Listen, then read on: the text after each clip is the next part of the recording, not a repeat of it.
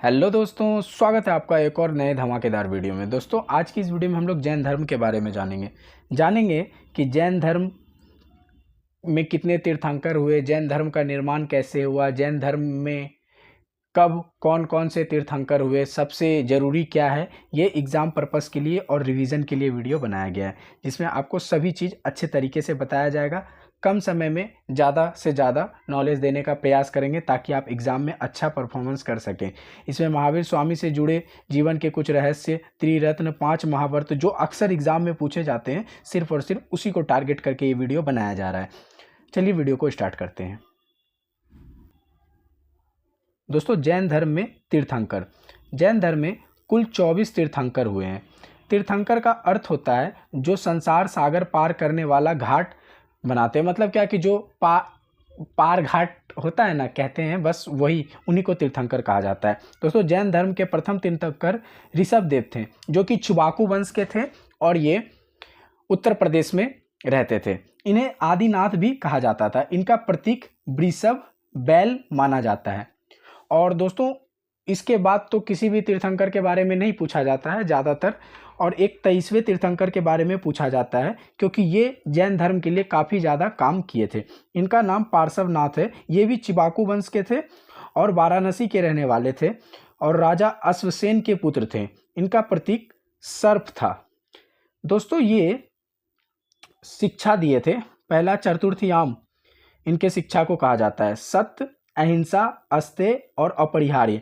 इसी शिक्षा को भगवान महावीर ने भी चलाया था। उसमें सिर्फ वो एक चीज जोड़ दिए थे, ब्रह्मचर्य। और 24वें तीर्थंकर और अंतिम तीर्थंकर महावीर स्वामी जी को कहा जाता है। दोस्तों, इनको जैन धर्म का वास्तविक संस्थापक कहा जाता है, क्योंकि इनके ही वजह से जैन धर्म चर्चा में आया, बहुत लोग उसको जान पाए और जैन धर्म का विस्तार हुआ। इसीलिए भगवान महावीर को जैन धर्म का अंतिम तीर्थंकर और 24वें तीर्थंकर और वास्तविक संस्थापक कहा जाता है। और जैन धर्म में सबसे ज़्यादा पूछा भी भगवान महावीर जी के ही बारे में जाना जाता है। तो चलिए विस्तार से जानते हैं भगवान महावीर जी के बारे में। महावीर स्वामी का जीवन परिचय जानते हैं हम लोग। जन्म, इनका जन्म 540 ईसा पूर्व, स्थान कुंडल ग्राम, वैशाली, जो कि बिहार में है। इनका बचपन का नाम वर्धमान था और इनके पिता का नाम सिद्धार्थ था, जो कि जात्रिक क्षत्रिय थे। और इनकी माता त्रिशला थी, जो कि लिच्छवी के राजा चेतक की बहन थी। और इनकी पत्नी यशोदा थी और इनकी पुत्री को अनोजा या प्रियदर्शिनी कहते हैं। दोस्तों, इनकी पुत्री अनोजा का विवाह जामिल से हुआ था, जो कि ये जैन धर्म मतलब भगवान महावीर के प्रथम शिष्य बने। जामिल उनके दामाद थे और पहले मतलब जैन धर्म से अलग विचारधारा बनाने वाले भी पहले जामिल ही थे। इनकी मृत्यु, जैन धर्म में मृत्यु को निर्वाण कहा जाता है, 468 ईसा पूर्व में हो गया था, 72 वर्ष की आयु में। स्थान था पावापुरी, राजगीर में इनका मृत्यु हो गया था। दोस्तों, इनका जन्म 540 ईसा पूर्व में हुआ और ये 30 वर्ष की अवस्था में गृह त्याग करके ज्ञान प्राप्ति की खोज के लिए निकल गए। इन्हें 42 वर्ष की अवस्था में ज्ञान प्राप्त हुआ और ये 72 वर्ष की अवस्था में अपना शरीर त्याग दिए, जिसको निर्वाण कहा जाता है जैन धर्म के अनुसार। आइए आगे देखते हैं। ज्ञान प्राप्ति और सिद्धांत। इन्हें ज्ञान प्राप्ति हुआ कैवल्य में। तपस्या, ये 12 वर्ष तक कठिन साधना किए थे। स्थान था जृंभिक ग्राम के समीप। परिणाम, कैवल्य, सर्वोच्च ज्ञान। कैवल्य उन्हें कहा जाता है जिन्हें सारा ज्ञान प्राप्त हो जाए। भगवान महावीर जीन विजेता और पूज्य थे। नदी, जहाँ इन्हें ज्ञान प्राप्त हुआ वो ऋजुपालिका नदी के तट पर था और साल वृक्ष के नीचे इन्हें ज्ञान प्राप्त हुआ था। ऋजुपालिका नदी के तट पर साल वृक्ष के नीचे, ध्यान रखिएगा इस चीज़ को। और जृंभिका ग्राम के समीप। जैन धर्म का सिद्धांत। दोस्तों, ये बहुत ज़्यादा पूछा जाता है कि जैन धर्म का सिद्धांत क्या है, तो इसे त्रिरत्न के नाम से जाना जाता है। पहला है सम्यक दर्शन, कि सही चीज़ को देखना। सम्यक ज्ञान, हमेशा सही ज्ञान होना बहुत ही ज़्यादा जरूरी है, क्योंकि ज्ञानी तो सभी हैं लेकिन सम्यक ज्ञान, सही ज्ञान होना बहुत ज़्यादा जरूरी है। और सम्यक आचरण, इंसान का चरित्र आचरण बहुत ही ज़्यादा शुभ होना चाहिए, अच्छा होना चाहिए। और 5 महाव्रत, अभी 4 व्रत आपको बताए थे 23वें तीर्थंकर जी के द्वारा, और इसमें ये महावीर स्वामी जी 24वां ब्रह्मचर्य को जोड़े। तो अहिंसा मतलब हिंसा ना करना, सत्य यानी कि हमेशा सत्य बोलना, असत्य का अर्थ हो गया कि चोरी वगैरह ना करना। अपरिहार्य मतलब क्या कि इनका मानना था क्या कि हमें भौतिक सुख से दूर रहना चाहिए, मतलब पैसा, वैभव, ऐश्वर्य, इन सब से दूर रहना चाहिए। और ब्रह्मचर्य, हमेशा एक अडिग ब्रह्मचर्य नियम का पालन करना चाहिए, गृहस्थ धर्म में भी रह करके ब्रह्मचर्य का पालन करना चाहिए। ये था इनका महाव्रत। आइए आगे देखते हैं दोस्तों, ये जैन संगीति एवं विभाजन, ये बहुत ही ज़्यादा पूछा जाता है।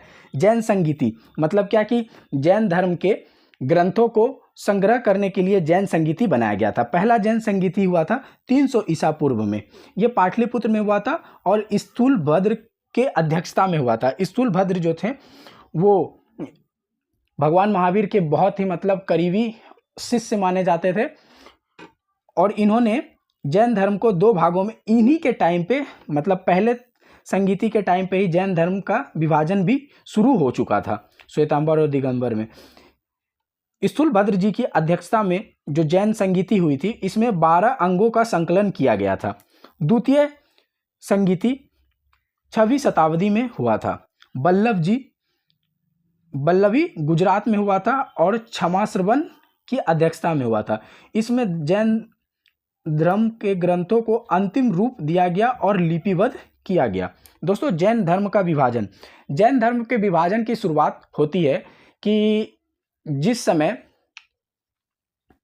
चंद्रगुप्त मौर्य जी देश के राजा थे, उस समय उत्तर भारत में बहुत ही ज़्यादा अकाल पड़ गया था। तो उत्तर भारत में अकाल पड़ने के कारण भद्रबाहु जो थे वो अपने अनुयायी और चंद्रगुप्त मौर्य जी के साथ दक्षिण भारत की ओर निकल गए, और स्थूलभद्र जी और कुछ उनके अनुयायी उत्तर भारत में ही रह गए।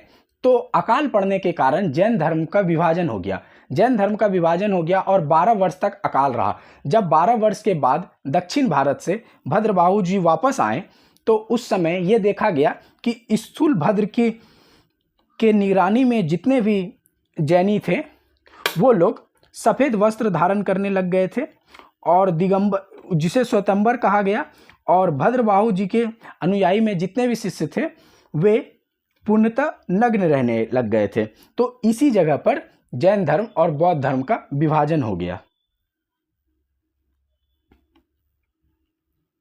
दोस्तों, जैन धर्म से जुड़े अन्य महत्वपूर्ण तथ्य जो बार बार पूछे जाते हैं। उपदेश की भाषा क्या थी? तो दोस्तों, आपके लिए सवाल कभी कभी पूछा जाता है कि जैन धर्म में उपदेश की भाषा क्या थी, इनकी लिपि क्या थी? तो उपदेश की भाषा या लिपि प्राकृत थी। ठीक है। जैन साहित्य, इसे आगाम कहा जाता है। जैन साहित्य को आगाम कहा जाता है। आइए आगे देखते हैं। प्रमुख अनुयायी राजा, देखिए चंद्रगुप्त मौर्य है जो भद्रबाहु से दीक्षा लिए और श्रवण बेलगोला में अपने प्राण को त्याग दिए। खाड़ेबेल जो कि कलिंग के राजा थे, और अमोघ वर्ष। प्रसिद्ध मंदिर, दोस्तों प्रसिद्ध मंदिर के बारे में भी पूछा जाता है। तो दिलवाड़ा जैन मंदिर जो कि माउंट आबू राजस्थान में है। रनकपुर मंदिर, गोमतेश्वर की मूर्ति है जहाँ पर, यह श्रीवन बेलागोला कर्नाटक में है। दर्शन, स्याद्वाद, अनेकांतवाद, शायद और सप्तभंगी ज्ञान का सिद्धांत। मूर्तिकाल, मथुरा कला का संबंध जैन धर्म से है। संलेखन, जिसे निषेधिका भी कहा जाता है, उपवास द्वारा प्राण त्यागने की विधि, जैसे चंद्रगुप्त मौर्य ने अपना प्राण त्यागा था।